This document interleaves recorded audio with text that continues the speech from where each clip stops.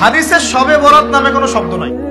একদল এটাকে নিয়ে এত বেশি বাড়াবাড়ি করছে যে এটাকে একদম লাইলাতুল কদরের উপরে নিয়ে চলে যাচ্ছে।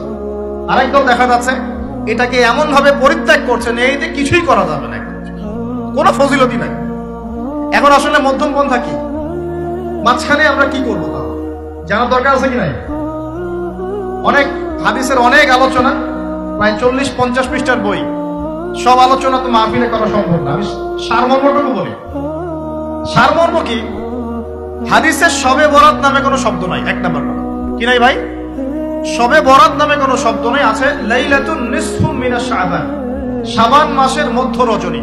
শাবান মাসের মধ্য রজনী।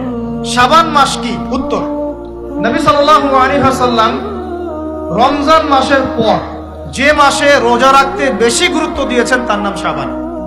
আয়েশা রাদিয়াল্লাহু আনহা তিনি বলতেন যে শাবান মাস আসলে নবী সাল্লাল্লাহু আলাইহি ওয়াসাল্লাম এত বেশি বেশি রোজা রাখতেন যে মনে হতো তিনি রোজা ছাড়বেনই না, সারা মাস রেখে ফেলবেন।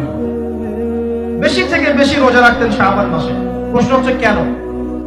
উত্তর, এমনিতে এই মাসটা বরকতময় এবং এই মাসে আল্লাহ পাক তার রহমতে বিপুল সংখ্যক মানুষকে জাহান্নাম থেকে মুক্তি দান করেন। সুবহানাল্লাহ। নবী সাল্লাল্লাহু আলাইহি ওয়াসাল্লাম এই মাসকে তাজিম করতেন। এই মাসের সম্মানার্থে, এই মাসে আল্লাহর রহমত বরকতের স্বার্থে নবী করিম সাল্লাল্লাহু আলাইহি ওয়াসাল্লাম এই মাসে বেশি বেশি রোজা রেখেছেন। সুন্নত কি শিখলাম? শাবান মাসে বেশি বেশি রোজা রাখা সুন্নত। আরেকটা হাদিস মাথায় নিয়ে না, আজকে সারা ওয়াজ ভুলে গেলে এই ওয়াজটা ভুলেন না। কি হাদিস? নবীজি বলছেন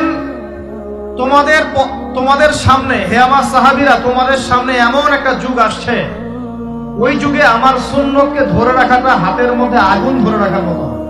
আমি অনেকদিন এই লেকচারে এই হাদিসটা বলেছি।